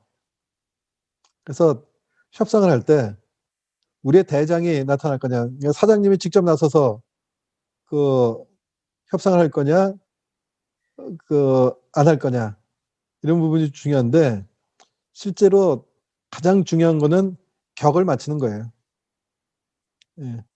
상대가 사장이 나오면 우리도 사장이 나가고 뭐 부장이 나오면 부장이 나오는 거예요. 예. 근데 어떤 경우에 보면은 뭐 어딘 전무가 나오는데 어딘 사장이 나와요. 그래서 저는 어떤 비즈니스 협상할 때 첫 번째 좀 물어보는 게 제가 뭐 제가 법인 대표 했을 때 대표로 했을 때도 그렇지만 제가 뭐 부장이나 뭐 담당 임원 시절에 협상에 나가면은 어 제가 부여받죠. 어느 부분까지 내가 결정할 수 있는 부분이고 어느 부분까지 내가 결정할 수 없는 부분이라는 걸 알죠. 또는 나한테 정권이 다 주어졌다. 그러면 항상 제가 이제 법인 대표 시절에는 누가 딱 와서 얘기를 하면 제가 첫 번째 물어보는 게 그거죠. 이거 파이널 디시전 메이커냐? 아니다라고 그러면은 알았다. 나의 입장은 이러니 전달해라. 걔가 자꾸만 협상을 하려고 그러면은 넌 협상 역량은 있을 때 협상 결정권이 없잖니. 협상 결정권도 없는데 자꾸만 시간 끌면서 나랑 그 협상을 하려고 그러니 나의 리퀘어먼트는 그거야. 메시지 전달해. 그러면은 대표가 오죠. 아니면은 전권을 부여받고 오든지. 그죠? 예. 언제 하느냐? 여러분들이 협상에서 유리한 고지를 차지하고 싶으면은 요 시간대쯤 협상을 하세요. 저녁 8시. 예. 히틀러가 항상 썼던 전략입니다. 예. 피곤한 요 시간. 예. 자기는 오전 내내 낮에 푹 쉬고. 예. 근데 저녁 8시에 카톡으로 까똑 하면서 협상 메시지를 보내는 것. 매너도 아닐 뿐만 아니라 나중에 이제 감정 얘기를 할 텐데 감정 부분 오히려 역효과를 낼 수 있죠. 어디서 하느냐도 중요해요. 예, 우리 집에서 하느냐, 상대 오피스에서 하느냐, 중립직에서 하느냐. 뭐 이건 뭐 테크닉한 얘기인가? 어떻게 할 거냐? 만나서 협상하는 경우도 있고 문자, 메일, 카톡, 전화, 뭐 우편 미팅 뭐 여러 가지 방법이 있어요. 그런데 여러분들이 반드시 알아야 될 게 이 부분이에요. 미국 코넬 대학에서 커뮤니케이션 수단별로 거짓말을 하는 빈도 조사를 해봤어요. 전화 통화할 때 거짓말을 제일 많이 해요. 37%. 직접 페이스 투 페이스로 얘기할 때 27%가 거짓말이 돼요. 문자 발송, 카톡이나 문자 할 때 21%, 이메일을 보낼 때가 14%로 제일 적어요. 왜 그런 것 같아요? 전화 통화 같은 경우에는 서로 얼굴도 안 보이고 근거가 안 남으니까 마음 놓고 거짓말을 해요. 직접 대화는 앞에 그 얼굴 보고 하니까 좀 덜 거짓말해요. 하지만 증거가 안 남으니까 편하게 거짓말을 해요. 근데 이메일 같은 경우에는 법적인 효력도 있고 근거가 남기 때문에 가장 거짓말이 적어요. 그 사이에 있는 게 문자 발생이. 그러니까 여러분들이 그 많은 경우들 전화를 통해서 협상을 하고 어떤 결론을 보려는 케이스들이 많이 있는데 특히 뭐 한두 시간씩 전화하면서 실제적으로 효과적인 방법은 아닌 거예요. 이게 전화는 핵심 요지를 전달하고 전화받는 퀵 리스판스가 필요한 일들을 처리하는 수단이지 전화를 통해서 깊은 뭐 목회적인 어떤 디시전을 한다든가 비즈니스 일 디시전을 하는 것들은 별로 효율적이질 못해요. 그러나 이 전화를 그렇다고 해서 전화를 안 할 수 없으니까 전화 통화를 하고 이것들을 효율적으로 거짓말을 없애는 방법은 뭐냐면은 전화 통화한 내용을 기록해서 이메일로 발송하면서 우리 이러이러한 얘기들을 전화 통화해서 합의를 했는데 이것들이 맞지요라고 동의를 구하는 식으로 메일을 보내는 거예요. 그러면은 설사 거짓말을 할 때라도 그것들을 수용할 수밖에 없는 문제가 발생할 수가 있어요. 그러니까 가급적 근거가 남는 커뮤니케이션을 써라. 그러니까 대부분 협상할 때는 직접 그 대면 저기를 하니까 결국 대면하고 나서 마지막에 해야 될 것들은 마지막에 제가 이건 뭐 미국에서 MBA 하면서 배운 거고 미국 친구들하고 비즈니스를 하면서 배운 얘기지만 이 친구들은 항상 뭐냐면 미팅이 딱 끝나면은 소위 얘기하는 랩업을 하지 않습니까? 그때 그런 얘기를 해요. 우리 이러이러한 얘기를 했고 오늘의 우리가 어그리한 거는 포인트 1, 포인트 2, 포인트 3 이거다. 맞느냐? 이 의견에 틀린 얘기 있느냐라고 물어봐요. 그리고 맞다 그러잖아요. 그러면 악수하고 헤어지고 그리고 그날 또는 그 다음날 그 내용 그대로 이메일로 와요.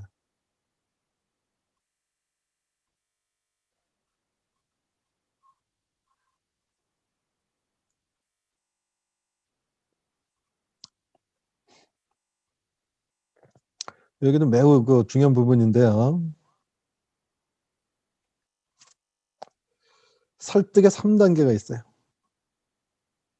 사람들이 설득당하고 행동의 변화가 일어나려면은 어떤 단계를 겪냐면 첫 번째 감정적인 동요가 일어나고 두 번째 감정적인 동요가 있을 때 인식의 전환이 일어나고 그 다음에 인식의 전환이 일어날 때 행동의 변화.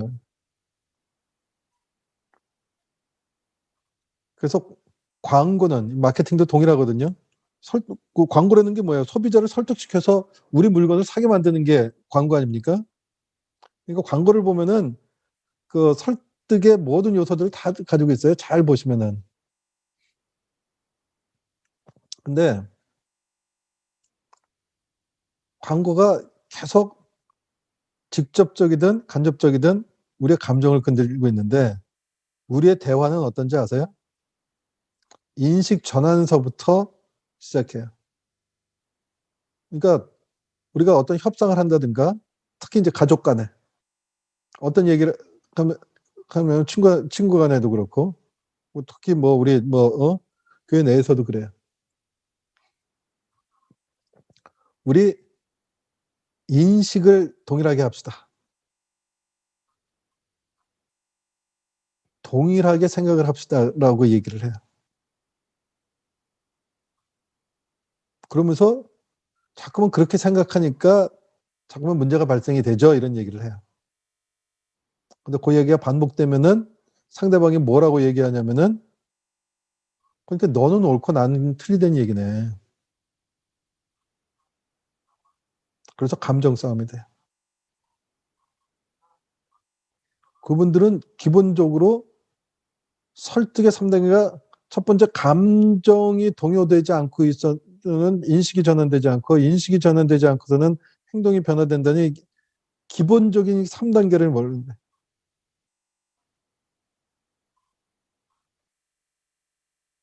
그러니까 인식을 변화시키기 위해서는 그 사람의 마음을 흔들어 줘야 돼요.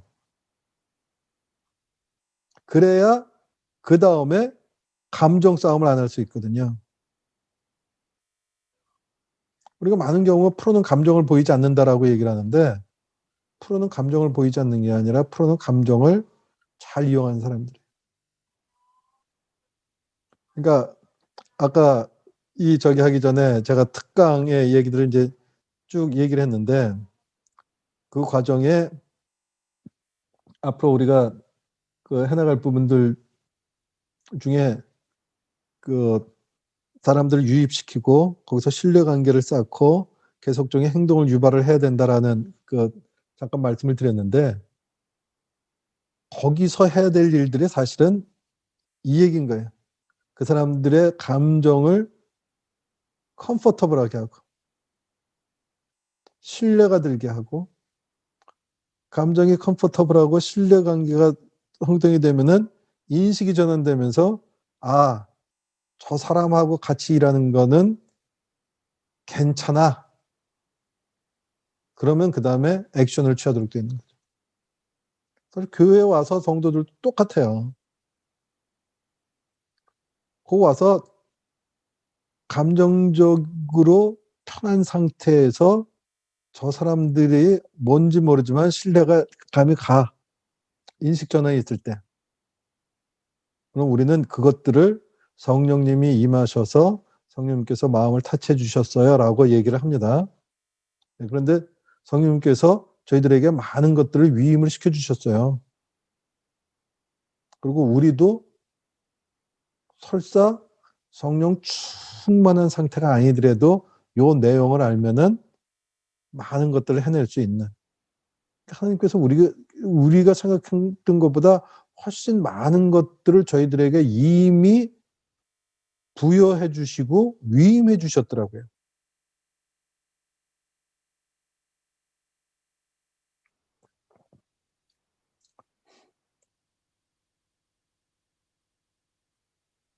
그래서 부정적인 감정에 개입되면은 그 다음서부터는 뭐 해나가기가 힘들어요.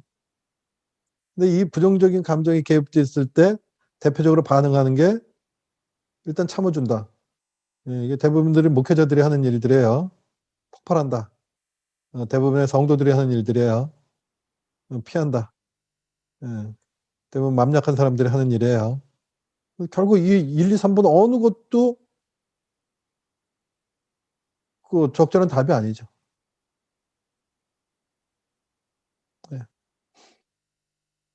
재미난 실험이 있습니다. 어떤 사람, 일단의 그룹들이 협상장에 들어왔다 나가는 케이스를 분석했는데, 화가 난 상태에서 들어왔다가, 내가 저 친구들이랑 협상하는 것 자체가 화가 나. 내가 뭐 마지못해서 하지만, 내가, 아무튼, 그래서 화가 나서 들어왔다가 화가 나서 나가는 경우. 기쁜 마음으로 들어왔다가 화가 나서 나가는 경우. 화가 나서 들어왔다가 기쁘게 나가는 경우. 기쁘게 들어왔다가 기쁘게 나가는 경우. 이 경우 많은 케이스예요. 물어보면 어느 게 제일 협상의 성과가 좋았겠느냐 그러면 3번을 얘기해요.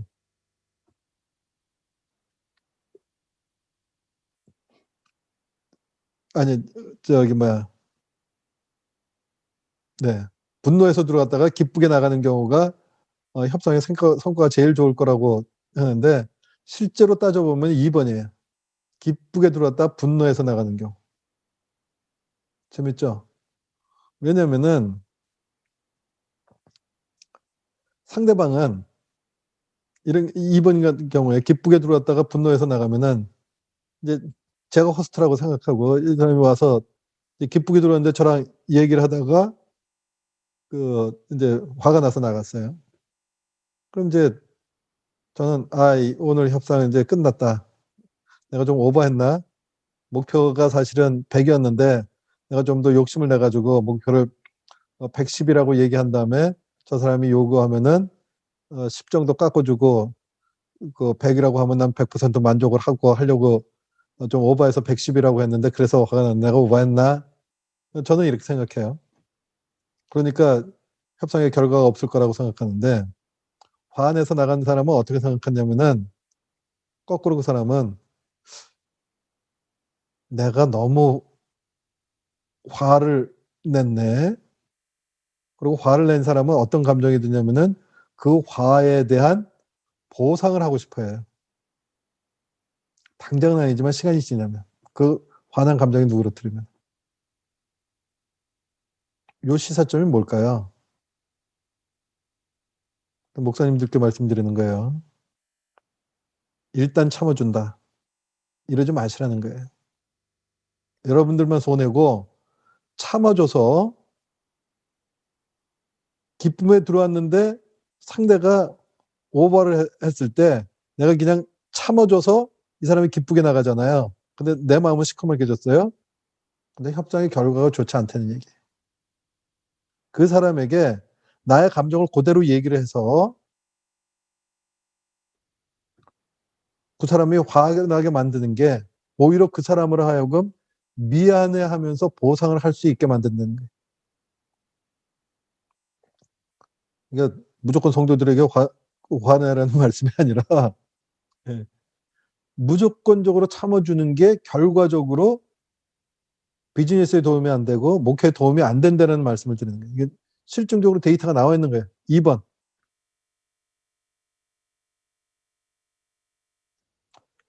네, 시간이 좀 지났는데 좀 빨리 진행을 하도록 하겠습니다. 협상은 마침표를 찍어라. 네, 협상을 했으면은 아무튼 마침표를 찍어야 돼요. 마침표를 찍는 거는 결론을 이메일로 보내거나 녹음을 하거나 뭐 안 되면 카톡 문자로 보내라든가 합의서를 만들거나 사인을 만들어라 이 얘기인 거예요. 뭐 우리 일상생활에서는 이제 뭐 커다랗게 벌어지지 않는데 비즈니스상에서는 매우 중요한 부분이에요. 결국 이게 없으면은 아무것도 없는 거다. 그 다음에 협상 원칙을 제로로 만드는 한 단어, 신뢰. 신뢰가 무너지면 다 없어지는 거예요. 아까 마윈하고 손정이 말씀드렸지만 결국 그 사람들이 만들어 놓은 거는 협상을 만들어 놓은 게 아니라 신뢰를 만드는 거예요. 예. 신뢰만 만들어 놓으면은 모든 코스트가 줄어요. 국제 비즈니스에서 파는 사람은 내가 물건을 보냈는데 저 사람이 돈 안 줄까 봐 걱정해. 물건 산 사람은 내가 돈은 보냈는데 물건 안 줄까 봐 걱정해. 그러니까 중간에 신뢰성 있는 신뢰할 만한 은행을 하나 껴놓고 바이어는 은행에다 돈 주고 셀러는 은행에다가 물건을 보내죠. 그리고 은행에서 돈은 바이어에게 주고 물건은 셀러에게 보내는 거죠. 근데 그걸 은행이 물건 딜리버리 하는 회사는 아니니까 선박회사를 하나 만들어 놓고 물건을 선박회사한테 주고 선박회사가 물건을 받았습니다라고 그 확인서를 떼주면은 그 셀러는 요 확인서를 은행한테 주고 그러면 은행에서 물건을 보낸 게 확실하구나 하고 돈 주고 예. 요 관계를 여기 이제 LC 구조거든요. 근데 기본적으로 그게 만들어진 이유가 뭐냐면은 상호 신뢰를 하지 못하기 때문에 그래요. 근데 상호 신뢰를 하잖아요. 그럼 걱정할 필요가 없잖아요. 신뢰의 가장 좋은 거는 뭐냐면은 거래 속도가 빨라져요. 거래 비용이 감소하고. 교회 내에 신뢰가 쌓이면은 의사결정이 빨라지고 교회 비용이 줄어요. 기업의 시간과 비용이 줄어들어요.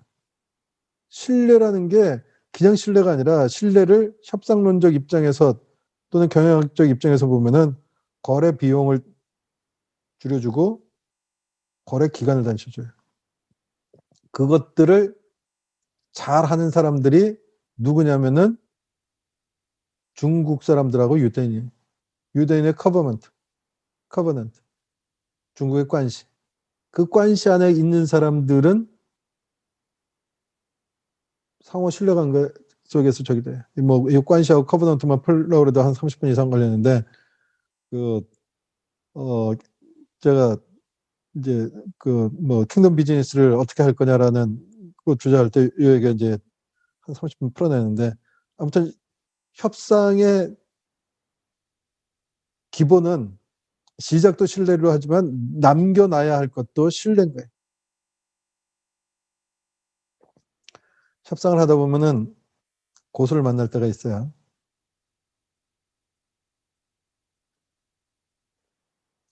협상의 고수들은 어떻게 하냐면은 중국 사람들이 장사를 잘한다고 얘기하는 게 아까 얘기를 했죠.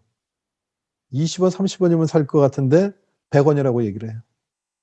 그걸 보고 전문 용어로 앵커링 효과라고 그러거든요.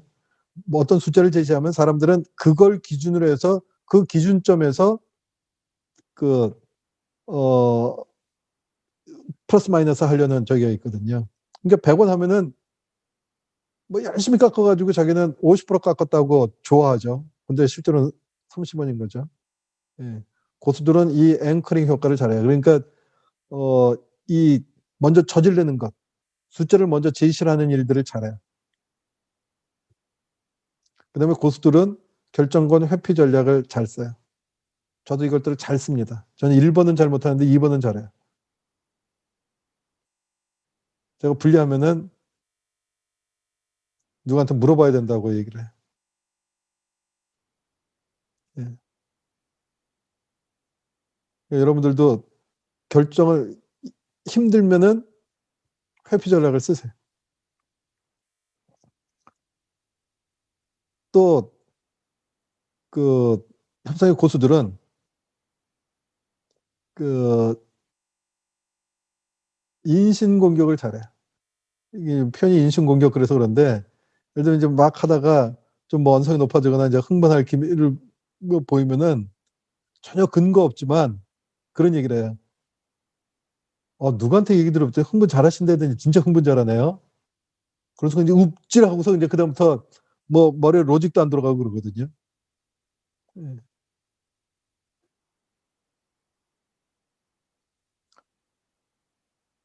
마지막 하나 요거를 협상의 고수들이 잘해요. 예를 들면은 집 사기로 결정을 했어요. 뭐 예를 들면 전세 가기로 딱 결정을 했어요. 뭐 뭐 3억에 전세 가기로 했는데 딱 해가지고 이제 2억 9천에 딱 하기로 했어요.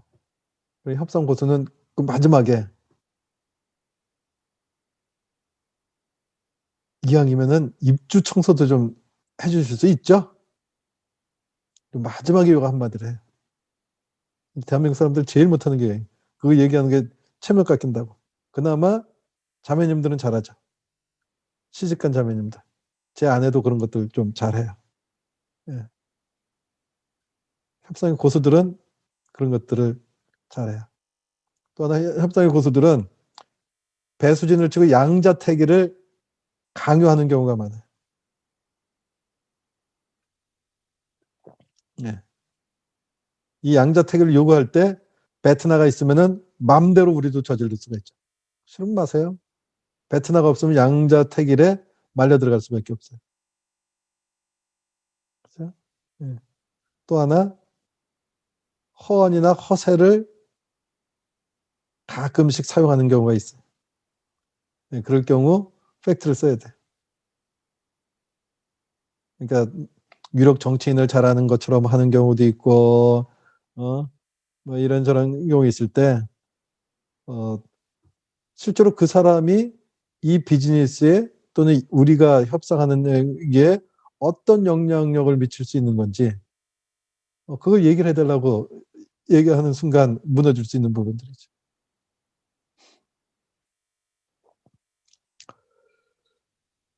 협상위원 마지막 점검 그랬는데,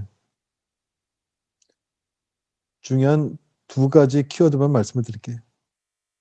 협상 준비에 실패하는 사람은 실패를 준비하는 것이다라는 게 협상의 아주 유명한 격언이에요. 협상 준비에 실패하는 자는 실패를 준비하는 거다. 그러니까 협상 준비를 안 한 사람들은 실패할 수밖에 없다는 거죠.